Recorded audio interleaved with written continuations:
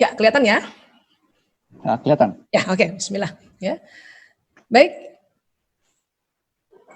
Ya, seni bahasa kasih orang tua ke anak agar bertakwa ya. Jadi ini sebetulnya ini adalah ikhtiar-ikhtiar kita para ayah bunda atau orang tua untuk bisa memberikan arahan pada anak-anak supaya anak-anak ya betul-betul bisa bertakwa ya. Jadi ini salah satunya makanya disebut seni ya.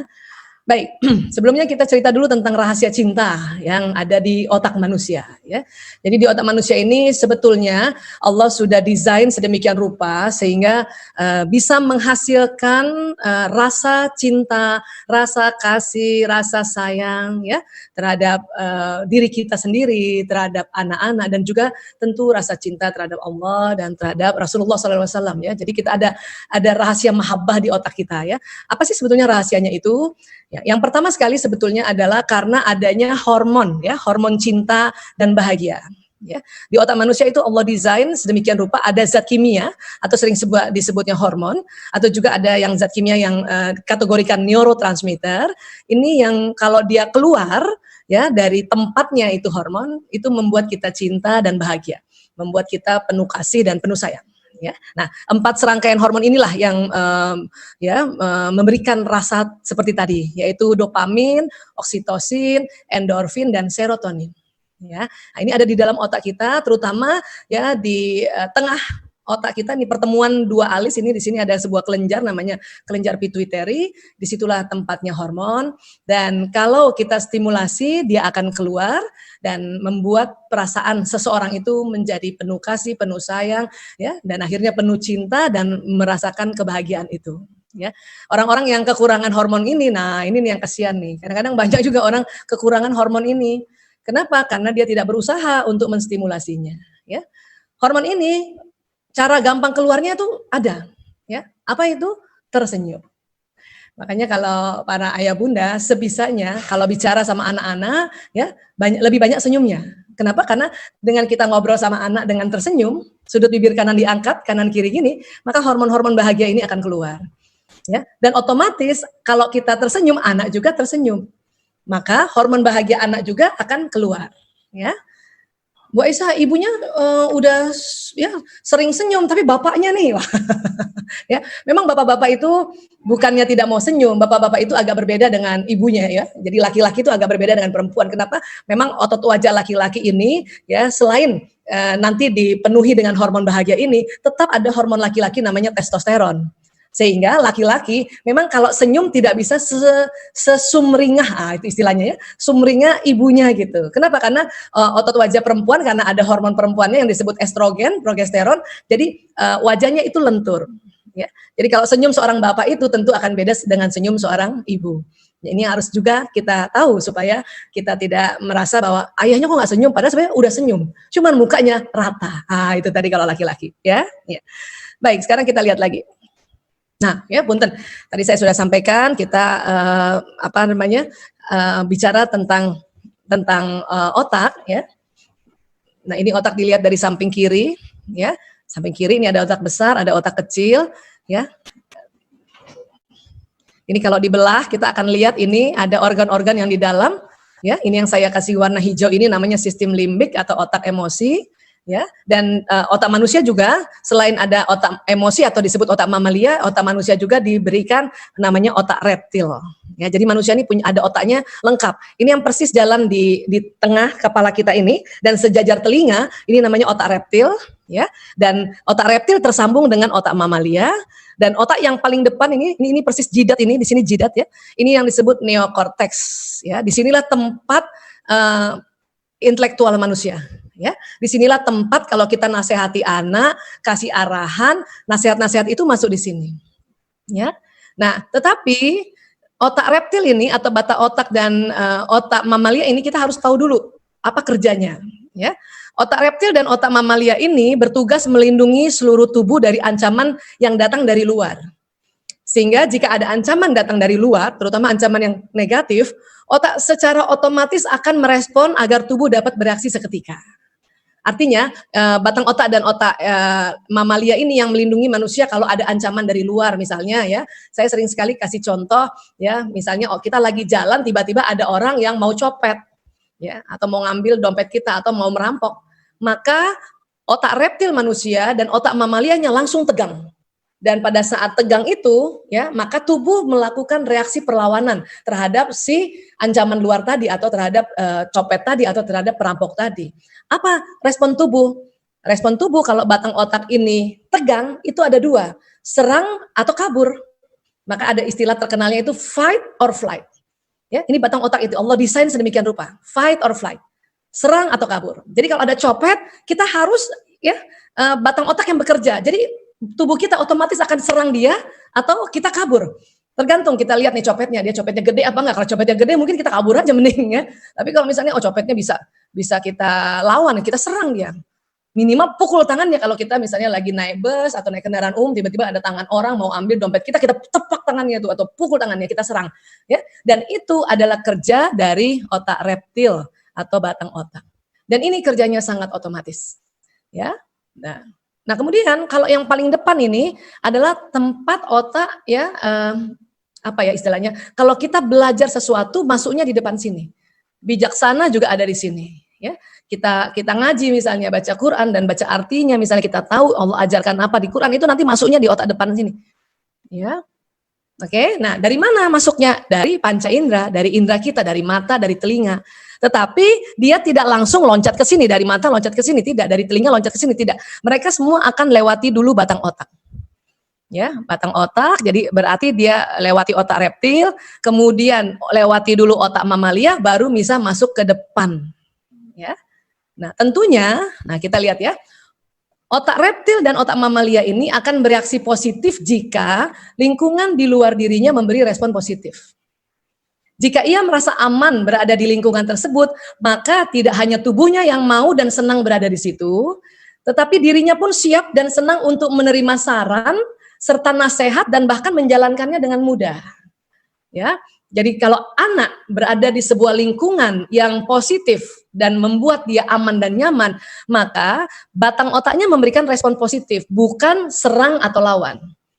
Ya, artinya ya, kalau kita bisa menundukkan batang otak dan otak mamalianya seorang anak dengan membuat sebuah lingkungan yang positif, lingkungan yang nyaman, maka nasihat-nasihat kita, arahan-arahan kita itu bisa masuk ke otak bagian depannya sini.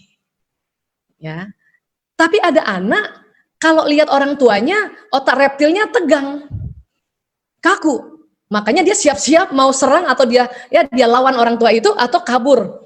Ya, jadi orang tuanya kalau nasihatin dia kabur, dia nggak mau denger gitu, atau dia masuk kamar, dia kunci kamarnya, itu namanya flight. Itu berarti batang otaknya tegang, otak reptilnya yang bekerja. Ya, nasihat nggak bisa masuk ke sini. Bahkan ada anak kalau sama temennya, ya, karena temennya ini memberikan pengaruh positif, batang otaknya rileks, maka nasihat temennya itu bisa masuk dibanding orang tuanya. Ya, untuk itulah makanya kita ingin menjadi orang tua yang ya bila berada dekat anak, batang otak anak dan otak mamalia anak rileks, sehingga mereka ya mau menerima saran, nasihat, bahkan menjalankannya dengan mudah. Oke, ya, baik. Terus dari otak itu misalnya ini, dia akan jalan di badan ini. Ya, ini jadi dari otak ada sistem saraf atau serabut saraf yang jalan di tulang belakang. Ya, kemudian dari tulang belakang akan jalan juga serabut saraf ke seluruh wajah, badan, semuanya. Nah, ini kayak kabel listrik nih, kayak kabel telepon nih. Saya sering berulang-ulang cerita ini di setiap seminar saya. Kenapa? Karena perlu ya, ilmu tentang otak ini perlu direfresh terus supaya apa? Kita ingat bahwa tubuh kita membawa pesan apa yang ada di otak kita. Artinya apa? Kalau kita nasihati anak, nak, buang sampah pada saat tempat sampah ya, nak. Dan pada saat kita nasihati, anak itu batang otaknya rileks, maka nasihat itu bisa terus ditangkap dari telinga mereka, naik terus sampai ke otak bagian depan. Dan kalau nasihat itu masuk di otak bagian depan, di daerah prefrontal cortex ini, itu memorinya jangka panjang.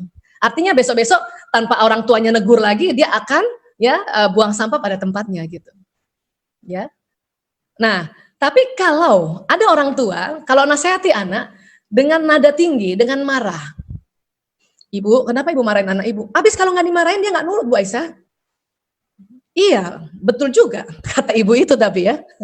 Artinya gini, kalau anak dimarahin, dia suruh misalnya buang sampah Pak di tempat sampah dan dimarahin, batang otak ini tegang. Ya.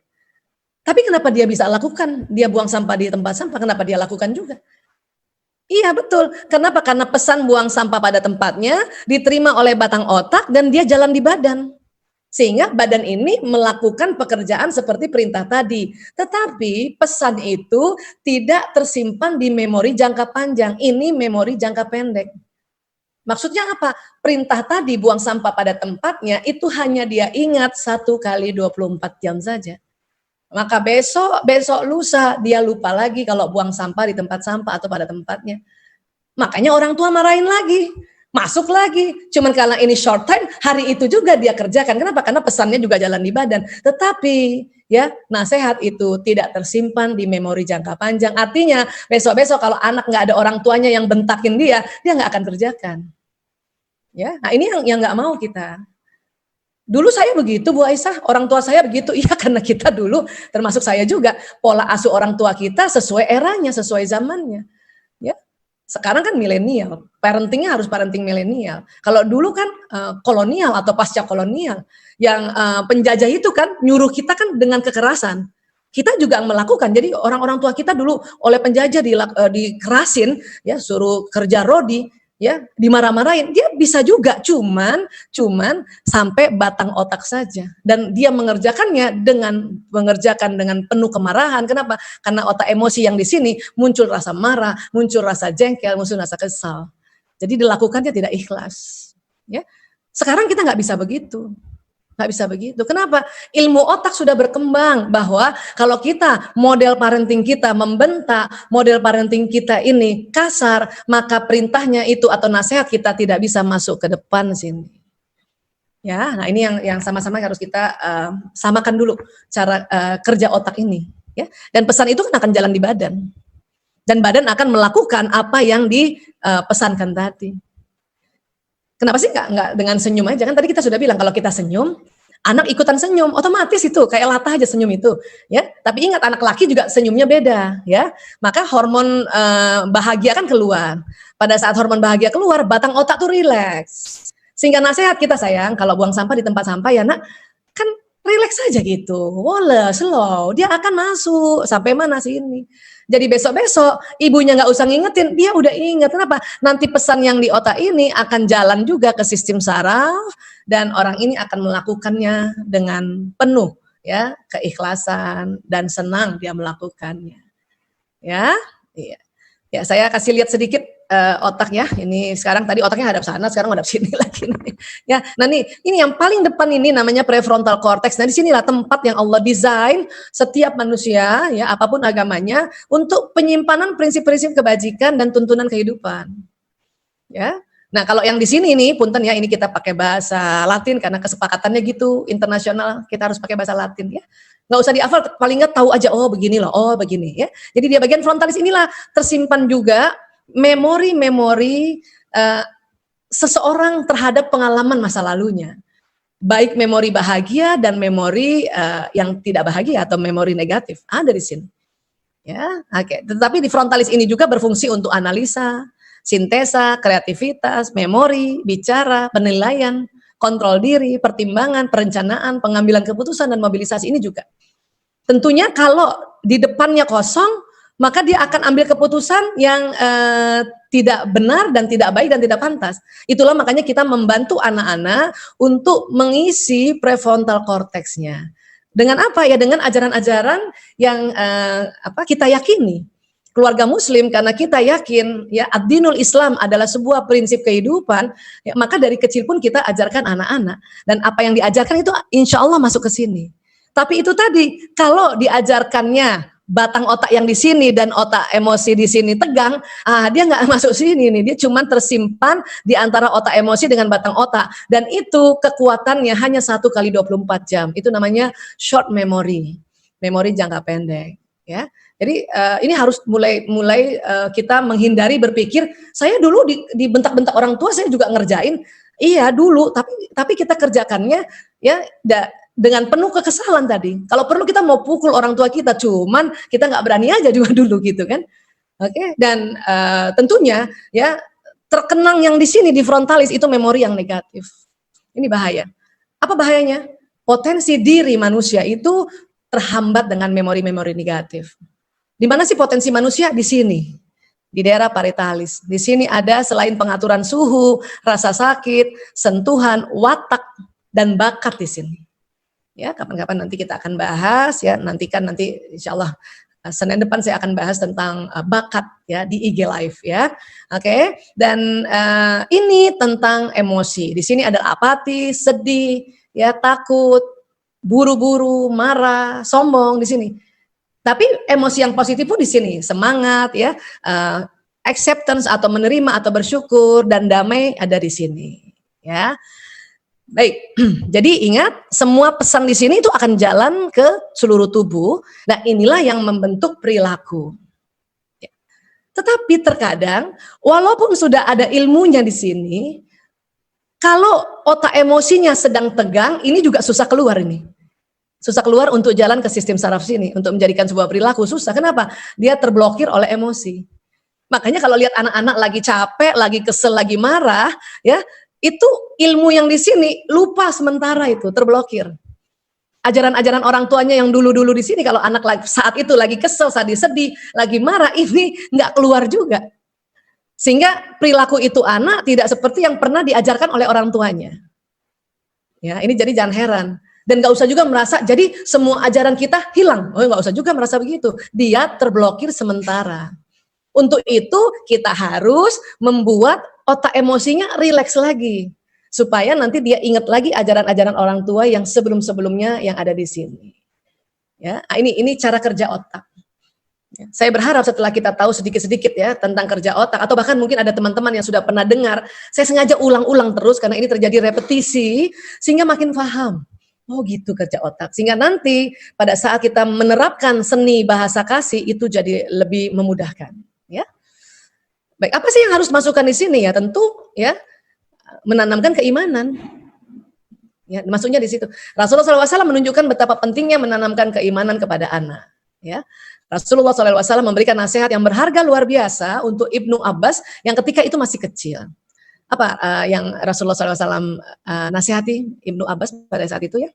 Rasulullah bersabda, wahai anakku, sesungguhnya aku akan mengajarkanmu beberapa kata ini sebagai nasihat buatmu.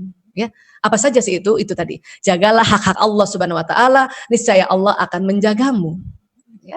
Kemudian jagalah dirimu dari berbuat dosa terhadap Allah Subhanahu Wa Taala, niscaya Allah Subhanahu Wa Taala akan berada di hadapanmu. Dan apabila engkau menginginkan sesuatu, mintalah kepada Allah Subhanahu Wa Taala. Itu dari kecil harusnya dimasukkan, ya, kepada anak-anak. Dan apabila engkau menginginkan pertolongan, mintalah pertolongan kepada Allah Subhanahu Wa Taala. Ketahuilah apabila seluruh umat manusia berkumpul untuk memberi manfaat kepadamu, mereka tidak akan mampu melakukannya kecuali apa yang telah dituliskan oleh Allah Subhanahu Wa Taala di dalam takdirmu. Ya, jadi ini ditanamkan pada anak-anak kita supaya anak-anak setelah nanti kapanpun setiap meminta sesuatu mintanya pada Allah, minta pertolongan pun mintanya pada Allah. Ya. Dan ini lagi juga sebaliknya, apabila mereka berkumpul untuk mencelakai dirimu, niscaya mereka tidak akan mampu mencelakaimu sedikit pun kecuali atas kehendak Allah Subhanahu Wa Taala. Ya, pena telah diangkat dan lembaran takdir telah kering. Oke. Ini juga yang harus kita sampaikan pada anak-anak supaya anak-anak tidak takut terhadap desakan teman sebaya. Ya. Anak-anak sekarang ya sering sekali nggak mau sekolah karena takut tekanan depan teman sebayanya atau dibully orang. Jadi kalau ini sudah kita masukkan sejak kecil bahwa kalau ada teman-temanmu berkumpul mau celakain kamu ya nggak akan mampu tuh, ya, nggak akan mampu sedikit pun kecuali atas kehendak Allah. Ya. Nah, ini harus masuk nih sejak kecil. Ya. Jadi hadis tersebut menggambarkan pada anak dasar keimanan bahwa tidak ada Tuhan selain Allah Subhanahu Wa Taala, karena tidak ada penolong kecuali Allah Subhanahu Wa Taala yang Maha Kuasa, Allah Subhanahu Wa Taala yang senantiasa membalas kebaikan, tidak ada tempat meminta kecuali Allah Subhanahu Wa Taala, tidak ada tempat bergantung kecuali Allah Subhanahu Wa Taala. Itu nanti kalau kita sering masukkan dia sejak kecilnya itu kapan sih Bu Aisyah? Ya itu sejak dia bisa bicara sedikit-sedikit atau di bawah 3 tahun atau bawah 5 tahun itu mulai diulang-ulang. Ya. Dan tentu perlu keteladanan. Sebaik-baiknya dakwah adalah dengan keteladanan. Keteladanan adalah perkataan yang tercermin dalam tindakan atau sebaliknya, ya, tindakan yang tercermin dalam perkataan. Oke, dalam memberikan keteladanan lakukan dengan konsisten karena konsistensi akan membuat keteladanan melekat dalam diri anak. Artinya ya kalau ibu kasih contoh ya perilaku-perilaku yang baik itu harus konsisten setiap hari lakukan. Kenapa? Semakin dia lihat semakin melekat. Ya. Kenapa makin melekat? Saya ulang sedikit ya kembali ke sini ya. Ini ya kan bukan hanya pendengaran yang nanti membawa pesan jalan di badan, mata juga. Apa yang dilihat orang tuanya melakukan, anak akan merekam juga. Ya, pesan itu akan jalan juga, masuk ke kepala sini dan jalan di badan. Itulah makanya keteladanan penting. Kenapa? Indra mata juga menangkap apa yang dilakukan oleh orang tuanya. Makanya itu tadi ya pada saat kita mendidik menasehati anak itu bukan hanya kita omongin aja, dia harus lihat. Ya. Sekarang emang era gadget. Semua pun satu keluarga main gadget gitu. Tapi kalau misalnya ya suatu ketika sudah azan maghrib terus anak kita tetap main gadget, pasti kan ibunya negur kan? Negur kan? Cuman kadang-kadang tegurannya itu sering malah membuat anak melakukan yang tidak kita inginkan. Apa itu ya? Saya sering kasih contoh tuh. Banyak ibu-ibu marahin anak kalau lagi main gadget terus udah azan, anaknya belum bergerak. Apa kata ibunya? Main terus main terus. Oh gitu. Dimarahinnya kayak gitu, main terus. Apa yang terjadi? Ya ini anak main terus karena telinganya menangkap main terus. Ini jalan nih, main terus. Nah badannya bawa pesan main terus. Akhirnya tuh anak main terus. Ya. Atau ibu-ibu marahnya gini, kamu tuh ya kalau disuruh sholat susah banget. Oh itu diulang-ulang lagi. Kalau disuruh sholat susah banget. Maka pesannya jalan kalau disuruh sholat susah. Ya. Kalau main aja lama banget. Ya kalau main lama ya bener. Akhirnya anak mainnya jadi lama. Kita sering mengucapkan sesuatu yang bukan kita inginkan. Jadi gimana Bu Aisyah? Ya udah sekarang belajar untuk mengucapkan apa yang kita inginkan. Maksudnya apa? Ya itu tadi pas azan maghrib kan kita mau anak sholat maghrib kan? Ya sudah kita ngomongnya gitu. Nah sholat maghrib yuk, sholat maghrib yuk. Nah kan gitu, sholat maghrib yuk. Nah, makanya dia membentuk ajakan sholat maghrib yuk, sholat maghrib yuk, sholat maghrib yuk. Maka anak ini melakukan apa yang kita minta. Tetapi akan jauh lebih afdal kalau waktu ibunya ngajak sholat maghrib, ya itu anak udah lihat juga ayah dan ibunya siap sholat. Atau anak itu melihat ayahnya sholatnya ke masjid. Cuman sayangnya sekitar 4 bulan ini kita tidak bisa memberikan keteladanan sholat di masjid. Kenapa? Karena pandemi. Paling tidak anak waktu diajak sholat, dia lihat bapak ibunya juga sudah wudhu, sudah mau siap-siap. Kenapa? Karena pesan yang dilihat di mata itu akan jalan. Ayah ibuku sudah siap, ayah ibuku sudah siap. Maka pendengarannya mendapatkan pesan suruh sholat, matanya juga melihat ya orang tuanya sudah siap untuk sholat. Yang bahaya adalah ibunya suruh sholat.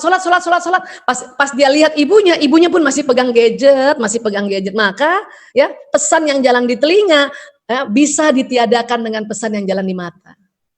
Untuk itu makanya keteladanan dalam pendidikan itu sangat penting. Ya. Nah sekarang kita belajar lagi. Ya.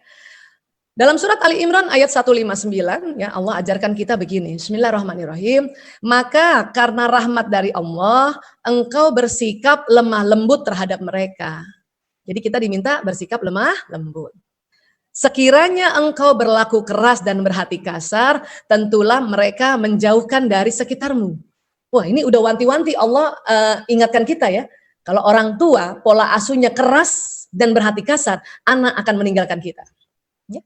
Saya sudah 22 tahun ngurus narkoba, ya hampir rata-rata itu karena pola asuh yang keras dan kasar. Sehingga anak menjauh, ya hampir rata-rata, mungkin memang tidak semua. Ada orang tua juga sudah lembut, anaknya kena juga narkoba, karena itu faktor lain lagi tuh. Ya, hampir semuanya begini. Nah, pada saat ya anak menjauh dari orang tua atau dia keluar rumah, di situ yang bahaya. Pada waktu yang salah, ketemu orang yang salah, dapat solusi yang salah. Itulah jadi anak bisa kena narkoba, kena judi, tawuran, LGBT, dan sebagainya, penyimpangan-penyimpangan. Kenapa? Karena anak menjauh dari kita. Ini sudah wanti-wanti Allah ajarkan kita. Bu Aisyah, saya sudah lemah lembut, tapi tuh anak masih songong, kan gitu ya, masih ngeselin. Allah ajarkan kita, maka maafkanlah mereka. Dan mohonkan ampun bagi mereka. Kita harus sebut, ya Allah saya maafkan anakku ini ya Allah. Dan kalau anaknya banyak sebut namanya tuh, Fulan bin Fulan ini ya Allah. Fulana binti Fulan ini ya Allah. Dan ampuni dia ya Allah. Nah, gitu. Ya. Barulah dan bermusyawarahlah dengan mereka dalam sesuatu urusan. Ya. Kemudian apabila engkau telah membulatkan tekad, maka bertawakallah pada Allah. Sungguh Allah mencintai orang yang bertawakal. Ya. Artinya kalau kita mau ajak diskusi anak-anak atau ingin memberikan nasihat pada anak-anak, itu ya, itu kan kita mau ajak musyawarah. Nah, sebelum ajak musyawarah, mari kita lakukan 3 langkah ini. Apa itu?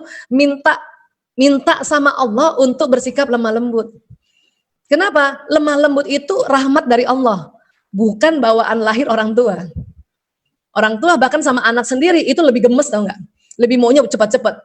Tapi anak orang lain kita masih bisa lembut, kamu gitu kan. Makanya kalau ada orang tua bisa lemah lembut sama anaknya sendiri, itu rahmat Allah turun terhadap orang tua tersebut. Makanya harus minta.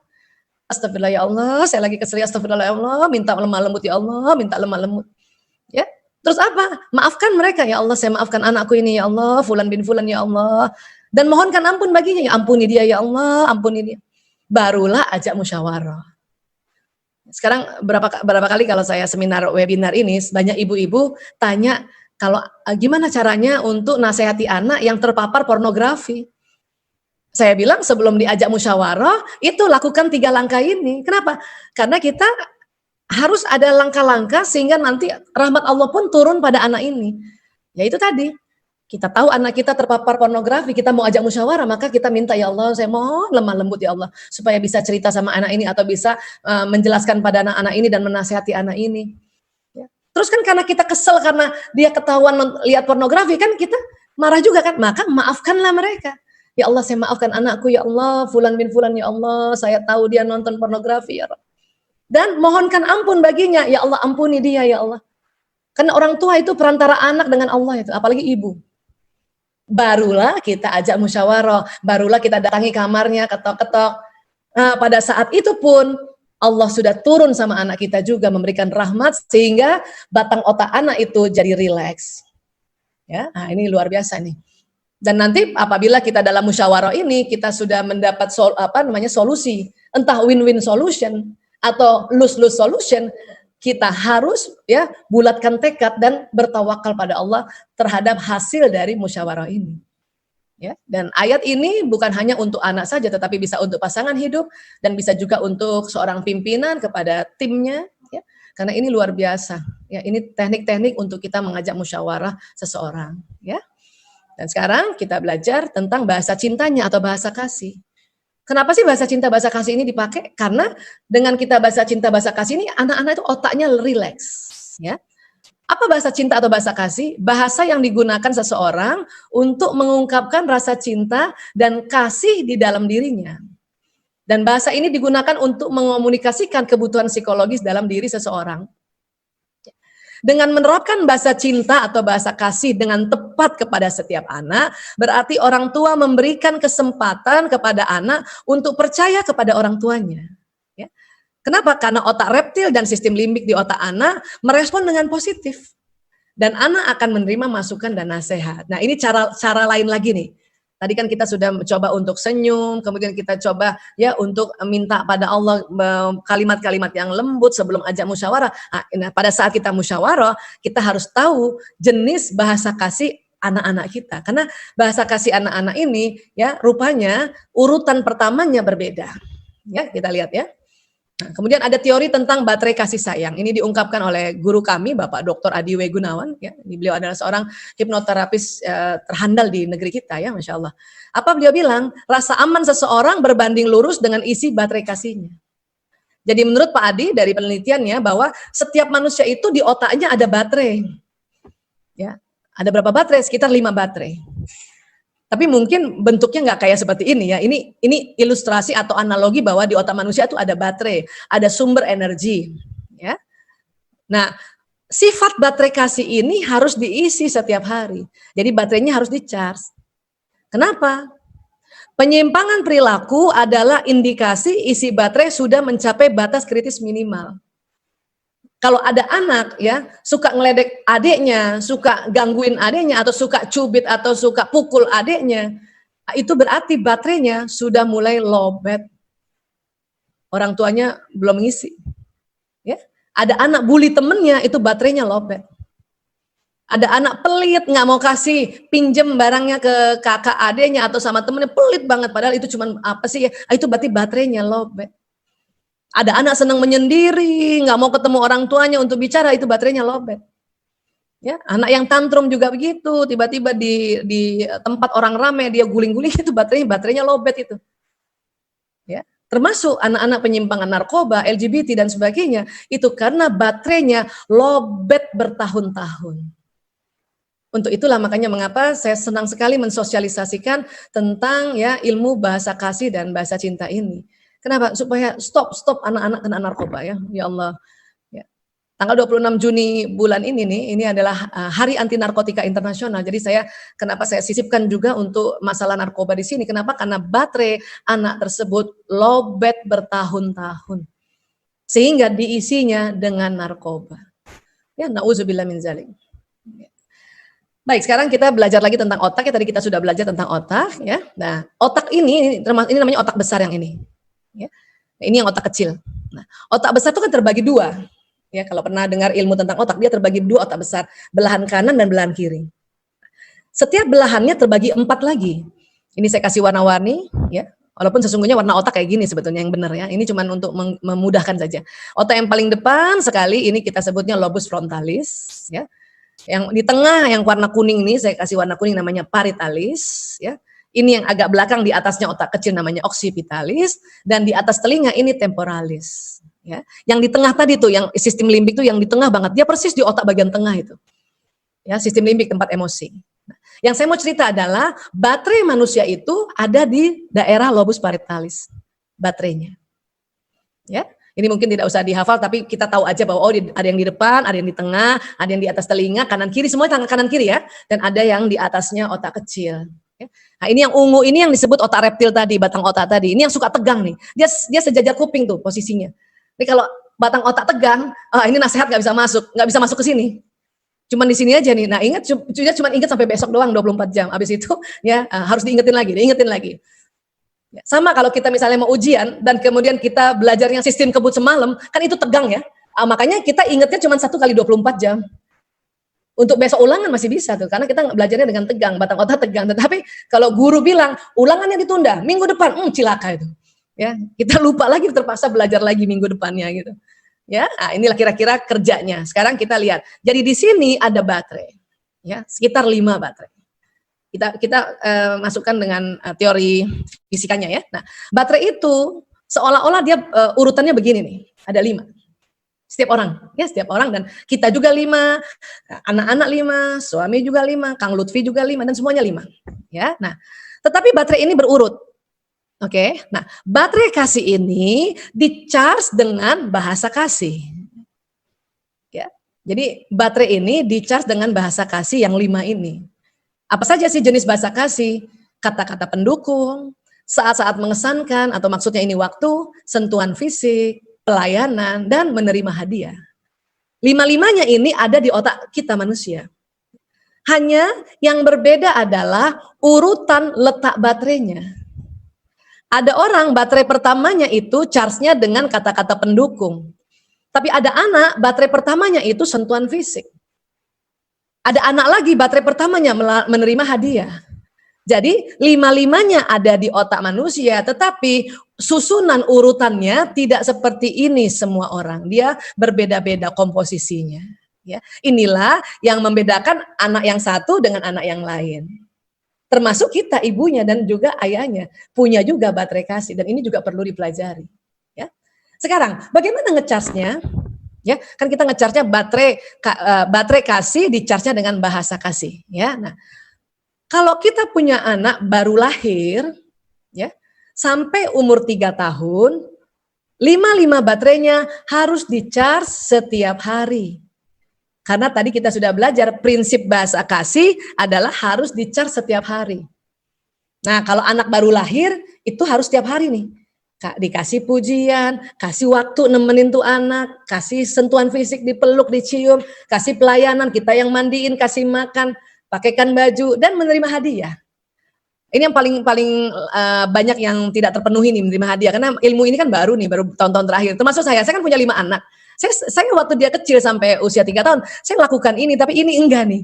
Kenapa? Enggak setiap hari maksudnya. Karena saya pikir menerima hadiah itu ya sekali aja atau pas ulang tahun aja atau pas apa gitu. Ya, ternyata ini harus juga. Ya, makanya kalau anak-anak zaman dulu itu sekarang jadi orang tua yang pelit itu karena baterai menerima hadiahnya nggak pernah di-charge setiap hari. Walaupun yang namanya menerima hadiah bukan selalu dibelikan. Artinya kalau bundanya masakkan hari itu bubur sumsum, kita harus bilang sama anak, sayang, bunda kasih hadiah bubur sumsum, itu harus gitu. Dan setiap hari loh, sayang. Tapi kalau misalnya emang betul-betul kita beliin hadiah, misalnya ada baju, kita bilang ini ada hadiah baju, ada hadiah mainan. Tapi kalaupun kita cuman membuatnya ya, misalnya bikin jeruk, ada jus jeruk atau jus alpukat dan sebagainya, kita ngomongnya gitu, ini hadiah buat kamu. Itu setiap hari sampai usia 3 tahun. Kalau mau anaknya tidak bermasalah. Oke? Nah, sekarang setelah 3 tahun bagaimana? Setelah 3 tahun sampai umur kita sekarang, tidak lagi 5-5-nya di-charge, nggak perlu. Ya, cukup baterai pertama yang di-charge. Ya, makanya kita harus tahu baterai pertamanya anak kita dari 5 komposisi ini yang mana, supaya kita bisa charge setiap hari, kalau usia 3 tahun ke atas. Ada juga yang bilang gini, Bu Aisyah, aduh saya baru tahu ilmu ini, tapi anak saya udah terlanjur 3 tahun, saya selama ini nggak pernah ngasih 5-5-nya. Ya sudah, kasih diskon, Ibu boleh sampai usia 4 tahun, Ibu charge itu 1 tahun ya 5-5-nya setiap hari. Setelah 4 tahun baru baterai pertamanya aja yang di-charge. Ya. Kalau anak, oh Bu Aisyah anak saya udah terlanjur, udah 10 tahun, nggak usah lagi 5-5-nya, Ibu udah cari aja baterai pertamanya apa dari 5 komposisi ini. Kenapa? Karena setelah baterai pertama tercharge, otomatis dia akan mengisi baterai yang lain. Ya, apalagi kalau waktu kecilnya sampai umur 3 tahun, dia sudah ada isinya ini. Paling kalau kurang-kurang pun ya cuman turun 3/4. Makanya kalau baterai pertama terisi, maka dia akan mengisi baterai-baterai yang lain, akhirnya baterai lain penuh. Ya. Dan ada juga teori mengatakan kalau mau lagi lebih ideal, ya, yang diisi setiap hari itu baterai pertama dan baterai kedua. Ya, nah, itu lagi nanti kita cari baterai kedua anak kayak apa. Oke, nah sekarang kita cek mana baterai anak kita yang pertama dari komposisi 5 ini. Ya, saya kasih ilustrasinya dulu, nanti teman-teman mendeteksi sendiri ya. Baik, kata-kata yang mendukung, ya, yang dimaksud dengan kata-kata yang mendukung ini adalah pujian, dukungan, dan keberpihakan. Ya, ada anak kata-kata yang mendukung ini mengisi baterai kasih pertamanya. Taunya gimana Bu Aisyah? Ini tadi, kalau nanti kita mulai anak umur 3 tahun, kita sudah mulai perhatikan ya, ada anak yang begini nih. Kalau anak-anak yang seperti ini biasanya senang memuji, merayu orang tua, dan mengapresiasi. Ya, baik melalui bahasa lisan maupun bahasa tubuh. Jadi kalau ada anak, ya waktu kecil aja umur 3 tahun dia selalu gini, Bunda cantik banget, Ayah ganteng banget, Abi ganteng banget, atau selalu gini, Bunda, aku cantik gak Bunda? Nah, itu kemungkinan besar baterai pertama dia adalah kata-kata pendukung. Ya. Atau kalau misalnya ada seorang anak itu mengucapkan terima kasihnya tuh dengan gampang gitu, dikasih sesuatu atau ketemu budenya atau ketemu padenya, dia mudah menyapa. Halo Bude, gitu ya. Bude cantik banget. Itu berarti anak ini baterai pertamanya adalah kata-kata pendukung. Ya. Jadi orang tua harus melihat hal ini, dan juga orang tua harus memberikan pujian atau kata-kata pendukung pada anak itu setiap hari untuk ngecas baterai pertamanya. Ini contoh-contohnya nih kata-kata pendukung. Ya, Ibu setuju dengan kamu. Kamu cantik deh. Ya. Atau alhamdulillah kamu rajin sekali. Kayak gini lah. Ya, kata-kata pendukung itu selain pujian, dukungan, dan keberpihakan. Jadi kalau ada anak kita tahu baterai pertamanya adalah kata-kata pendukung. Suatu ketika dia berantem sama kakaknya atau adiknya, dan kita mau bujuk dia, kita harus berpihak pada dia. Keberpihakan. Misalnya dia cerita, Bunda, kakak kok begini banget ini nih. Ya, kita berpihak sama dia harusnya. Kamu kesel ya sama kakak kalau kamu digituin ya, atau diledek-ledek ya. Iya, aku pun, iya, ya Bunda tahu kamu kesel. Jadi kita berpihak pada dia, bukan memang tuh kakakmu itu, ya, ya. Atau bukan juga kita membela kakak. Ya, kamu kan tahu kakakmu memang orangnya kayak gitu. Ini nggak tepat ini kalau anak yang baterainya kata-kata pendukung, kita malah membelain kakaknya atau ya menyerang kakaknya. Maka dia marah juga kalau kita serang kakaknya. Emang tuh kakak kamu tuh, itu dia juga marah juga dia. Ya, berarti kita mendukung, mensupport atau berpihak pada dia. Kamu sedia, kamu marah ya. Bunda tahu kamu marah. Itu namanya keberpihakan. Ya. Nah sekarang, jadi orang tua tuh harus jeli ya. Kenapa? Karena ada anak terbalik. Terbalik, bahasa cintanya apa? Dia suka ngejek dan menjelekkan orang lain. Ini berarti kalau ada anak suka ngejek adiknya dan jelekin-jelekin orang, atau siapapun, anak remaja atau bahkan orang tua atau orang dewasa suka jelekin orang, itu berarti baterai pertamanya dia yang biasanya adalah kata-kata pendukung, itu low bat atau jarang di-charge oleh orang tuanya. Ya, ini dia. Jadi hal ini disebabkan karena kebiasaan buruk orang tua yang sering melakukan jalan pintas dengan cepat, yaitu marahin anak. Jadi kalau ada anak kita ngelerik adiknya kan, jelek kan, orang tua suka gini kan, malah marahin dia kan, jangan gituin dong adiknya, dia dimarahin malah. Lu ini bahayanya, tambah dimarahin, tambah dia suka ngeledek. Kenapa? Baterainya tambah kosong. Jadi gimana dong? Kita bukan yang ngebiarin, kita ingatkan itu anak, tapi caranya adalah dengan memberitahu anak itu bahwa ngejek itu jelek atau nggak baik, tetapi waktu kita sampaikannya, kita puji dia dulu. Kita harus charge dulu baterainya, baru kita nasihati.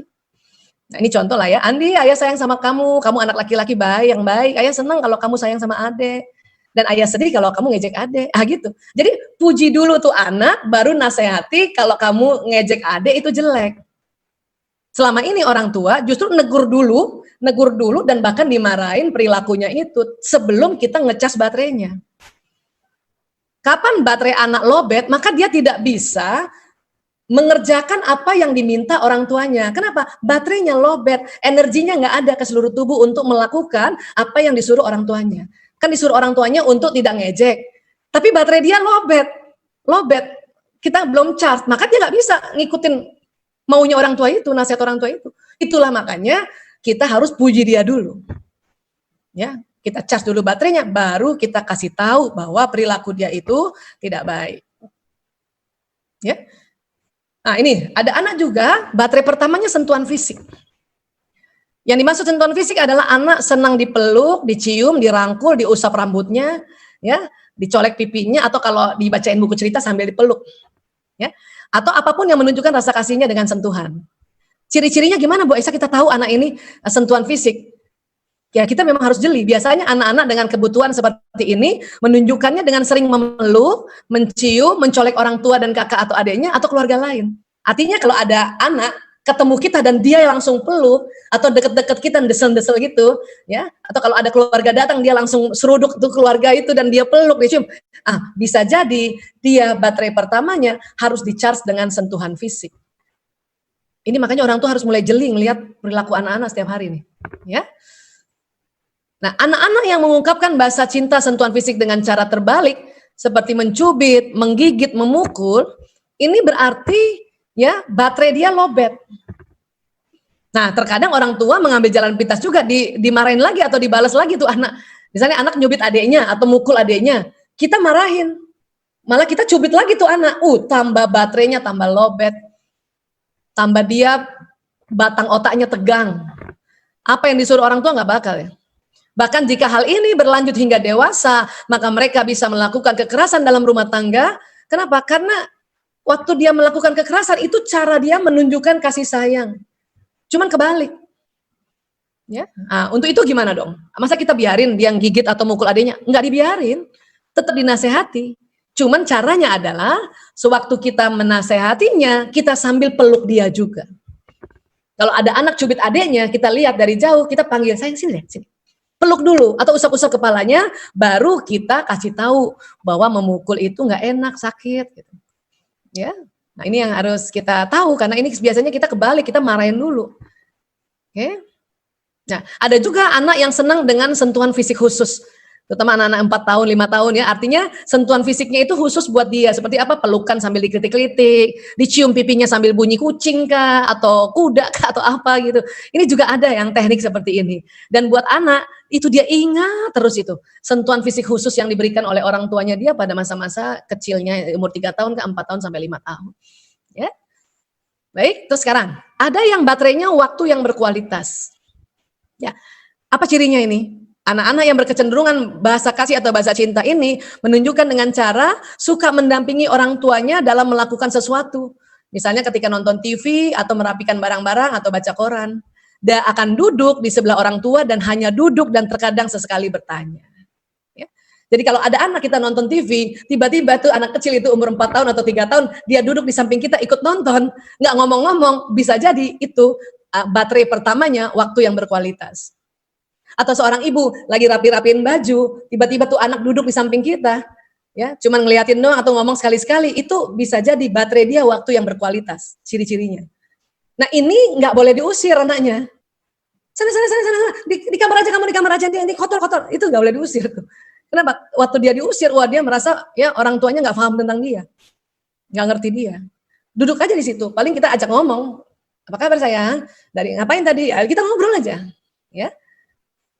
Nah, jadi kebutuhan mereka ini yang bisa kita penuhi adalah itu tadi, orang tua mengajak dia pergi cuman sendiri. Jadi kalau kita punya anak yang baterainya waktu yang berkualitas, itu sesekali ajak jalan dia sendiri aja, jangan bawa saudara-saudara yang lain.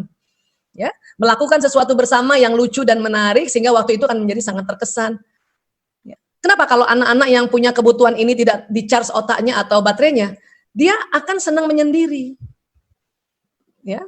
Jadi kalau ada anak senang menyendiri karena kita nggak ngecas baterainya, makanya untuk ngebetulinnya, pas ini anak lagi duduk sendiri sini, kita duduk di sampingnya. Duduk aja dulu, jangan buru-buru nanya. Karena anak tipe ini anak yang nggak mudah untuk curhat tuh, nggak mudah. Makanya orang tuanya duduk dulu di sampingnya tuh. Kasih keyakinan bahwa oh orang tua saya mau nemenin saya nih. Kadang 5 menit, 10 menit, ada juga yang setengah jam duduk dulu di sini baru tuh anak ngeliat kita gitu. Baru diajak bicara. Ya. Oke. Nah, kemudian ada anak yang baterai pertamanya hadiah. Apa ciri-cirinya? Anak dengan kecenderungan bahasa kasih atau bahasa cinta hadiah, dia menunjukkan dengan cara suka memberi sesuatu, suka mengumpulkan sesuatu. Jadi kebutuhan psikologisnya adalah hadiah. Jadi kalau ada anak setiap hari, dia ambil kertas, dia tulis ya, love you bunda, love you umi, dan dia kasih kita setiap hari hasil-hasil karya itu, bisa jadi ini anak kecenderungannya bahasa kasihnya adalah hadiah. Atau kalau dia diberikan sesuatu oleh orang tuanya, dia bahagia banget. Ya, selain itu barang-barang yang diberikan oleh orang tuanya atau siapapun dia akan simpan baik-baik.